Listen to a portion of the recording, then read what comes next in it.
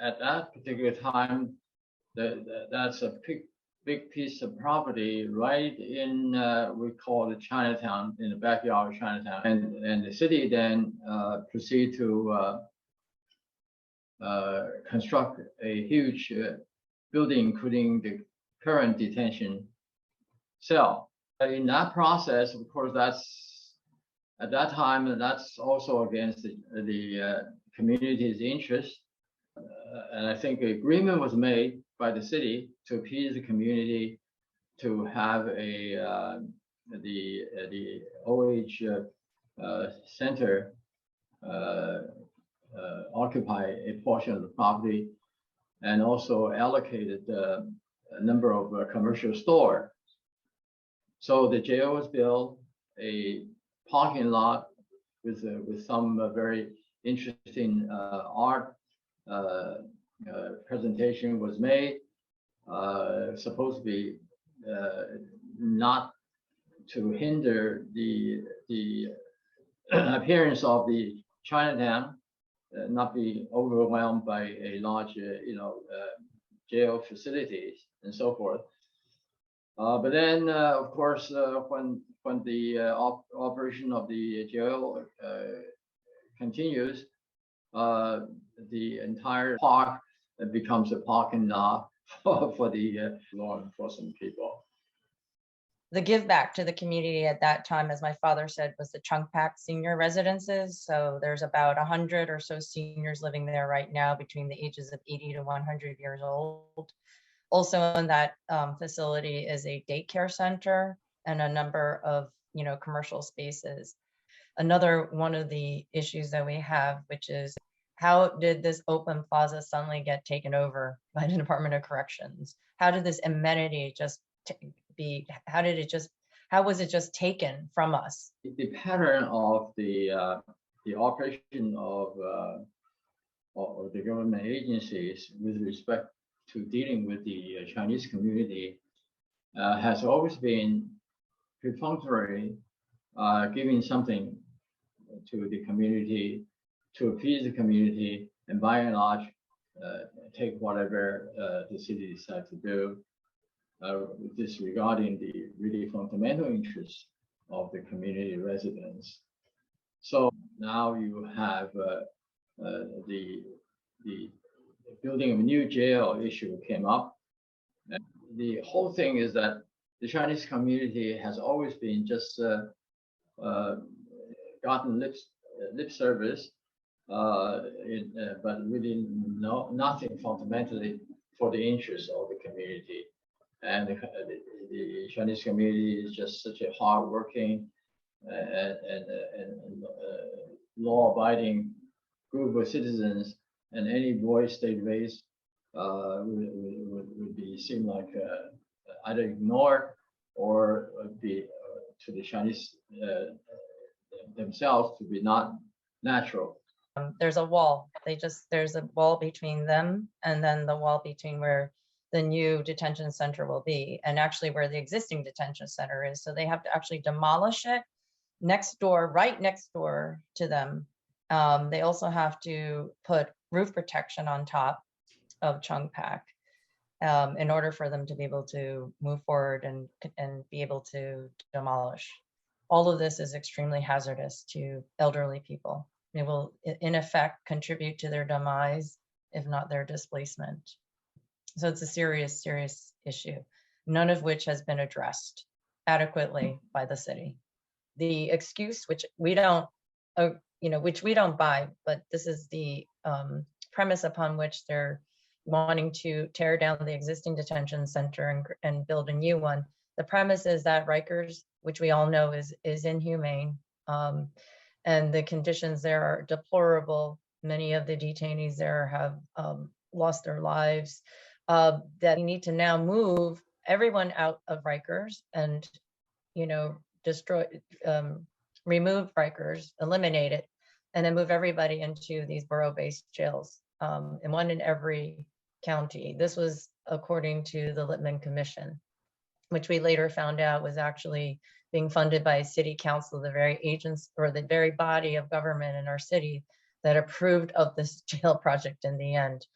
So, but none of that actually makes sense to us, because the real estate and building larger and bigger jails is not the solution to the actual issue, and why the conditions in Rikers have been so bad and continue to deteriorate.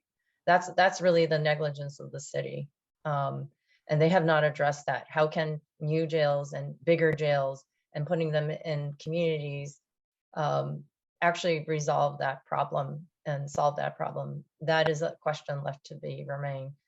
The project being that it is going to involve the demolition of an existing structure and building up of apparently 35 stories or so of a building that's going to be about 2.5 to 3 blocks long and wide and over 700,000 square feet. You have to examine the environmental impacts that this would cause on the surrounding community. That is the law. And part of the law is to give the community a hearing so that they can talk and speak about the harms that would be created, and that the developer, in this case, which is the city, needs to address those environmental harms. In this case, they utterly failed to give a hearing to this community, which is, in our minds, so unjust, right?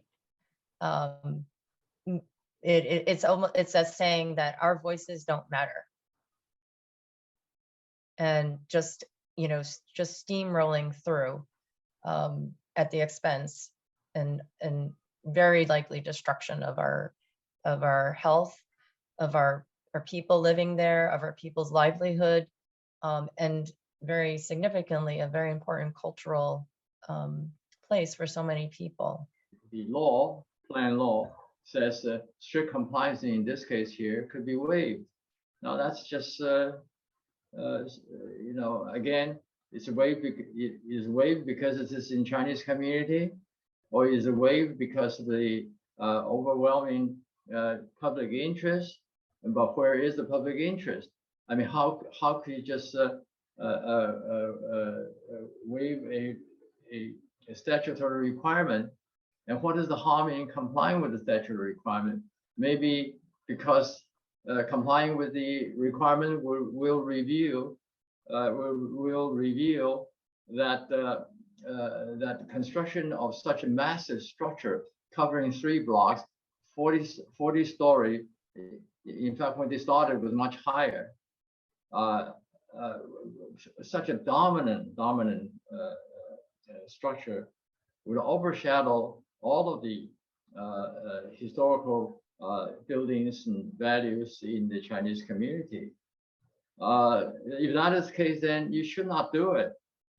You should define another place. You cannot solve a bad problem in Rikers Island and destroy a community in the process. That is not the normally sensible way of solving a problem. If you take the attitude that Chinese community does not vote or does not have political consequences, we can do whatever we want to, then that's the reason why we are now saying that Chinese must unite. We now have close to, if not 1 million people, some people said if you're counting all the people together, certainly Asian American together, it occupies 1/8 of the population in New York.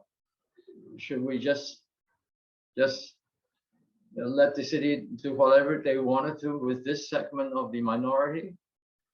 The law has to be equally applied. It has to be justice involved. There's no true justice, so it becomes really a violation of the interests of the community, but also violation of the principle of equal justice under the law. And if we allow them to do this, the city is allowed to do this to us. They could do it to any community. Actually, it's a very dangerous precedent. No man is above the law.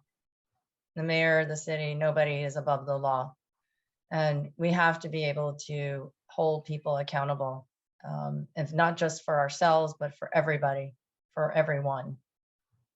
The true discrimination of a minority sometimes is the action is not explicit, but is implicit, is insidious.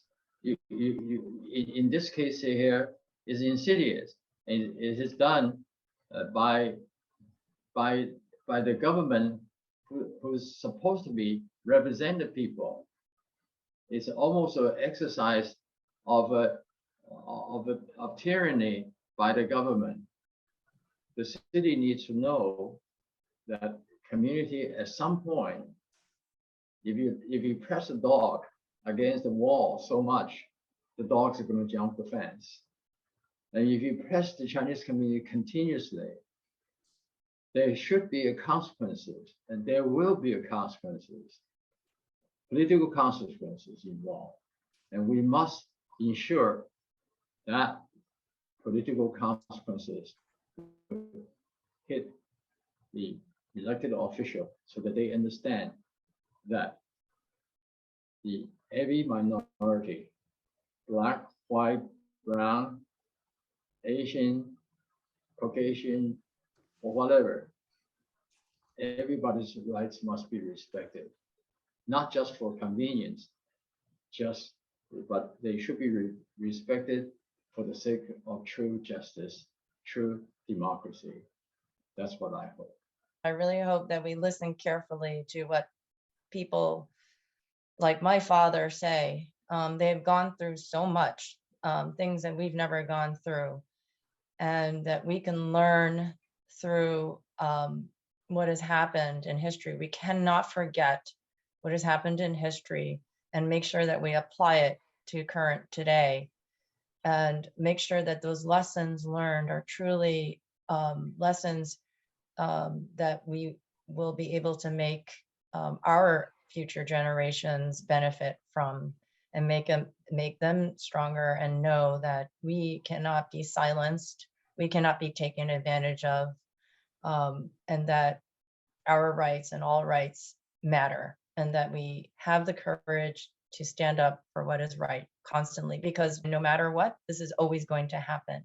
And we have to keep on drawing within our energy to constantly fight these battles.